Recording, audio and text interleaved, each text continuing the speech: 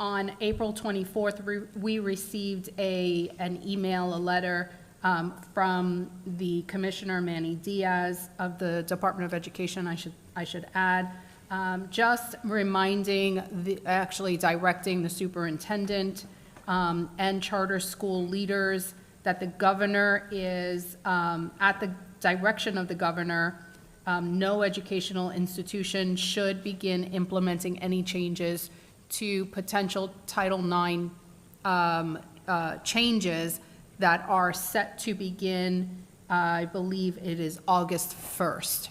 And so based on that letter, that's where this resolution comes in. It is not a policy. It is not a procedure. It is essentially putting teeth to the email, ensuring that the superintendent will not set any policies or procedures to any potential changes until after the lawsuit or until further notice, that he receives further notice from the Department of Education or the governor's office directly. It is very unfortunate that federal funds are tied to Title IX because it kind of strong arms the district or other districts. And I hope that Florida stands firm, because it is, I think it's a travesty to kind of hold us hostage to some funds that would hurt students. You know, if we don't receive those funds, it will definitely hurt students.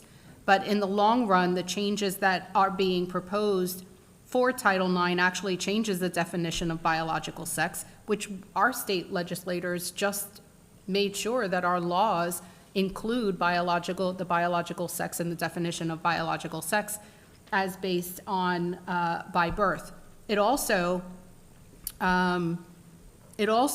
changes, if these changes were to go into place, it also makes sure that anybody could basically choose any locker room, any sport, any bathroom, anything essentially. I mean, there really wouldn't even need to be a Title IX, because anybody could claim Title IX privilege over absolutely everything, when it's the complete antithesis to what Title IX was originally intended for.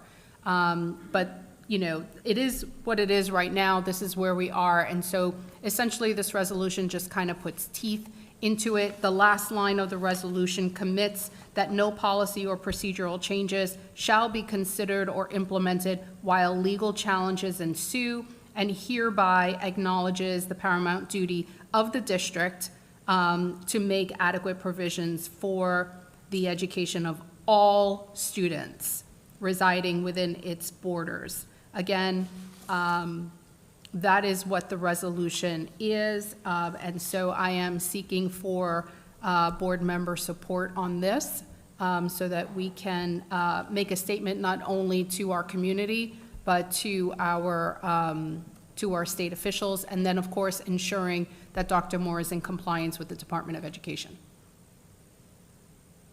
Okay. Mr. McDonald, you want to? I guess that I'm a true feminist because I support women and support the women's rights and protection of women. But I also stand with the State Department and Department of Education.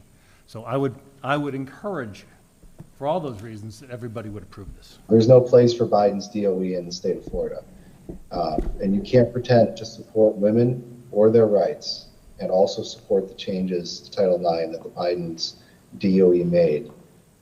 So I'm a hard no on supporting Biden's Title IX changes. And I think this resolution lets the state and our community know what we stand for. In 1972, I'm going to show my age here. I was 12 years old. This law changed my life. I was extremely athletic. My dad was given an opportunity to have a tryout with the Yankees, taught me everything he knew about pitching. I knew more about baseball than I knew about anything else when I was 5 years old. I wanted to be a baseball player when I grew up, but I was told I couldn't. I was a girl. But because of our size of our bodies and testosterone and things like that, no matter what you go through, and I've read lots of things on the doctors that do these surgeries say, it takes years to go through this and change a body. And if that's the case, then is it fair to go up against a girl that doesn't have the same equality of size? To me, no. Just want to follow up. You know, part of this, part of getting support for this resolution now is not to wait, so that we send a message that this is not okay. These changes are not okay. They do not support girls in sports, among a myriad of other things, of other changes, because it's not, that's not the only change that is being recommended in the Title IX rule. So, you know, waiting doesn't actually say, this is what we believe as a board. If we say it now, then, you know, it might reverberate throughout the entire state. And I'm sure that there, and I know that there are other board members in other districts just waiting, and they're watching us. And they're wanting to do the same thing and are feeling a little leery about making those decisions. And sometimes you just have to stand up for what is right. You know, one of the changes here is, as I mentioned before, the definition of sex has changed, but it's also to include, you know, gender identity. There are 68, 73 different gender identities out there. You know, how many different accommodations can one particular district make to accommodate all of those identities? It's just a whopper. It's just a small, minute change, but it makes a huge difference in, you know, then how many policies do we have to then change, and how many statutes have to change to, the Women's and Fairness Sports Act is going to have to be completely thrown out. I mean, it's just, I can't even begin to imagine the impact that this would have on our community and on the entire nation. But at either rate, I do hear consensus. And Madam Chair, I'd like to just add that there is one edit. There is a typo in here.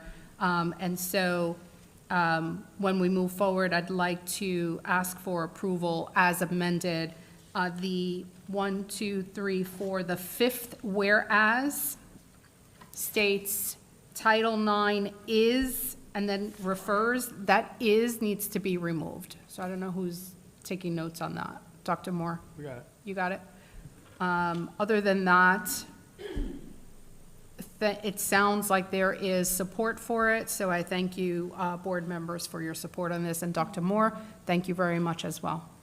And Mr. Ansbacher. Dr. Jones? I believe in this resolution, but I also believe our due diligence to taxpayers is to really wait until we have the guidance from Commissioner Diaz. I need to call for motion. I make a motion. Okay, Ms. Rosario? For the second? I'll second that. Mr. McDonald? I've got to ask Ms. Boisel to do a roll call for this one. Dr. Posca, Aye. Mrs. Rosario, Aye. Dr. Jones, No. Mrs. Berenborg, Aye. Mr. McDonald. Aye.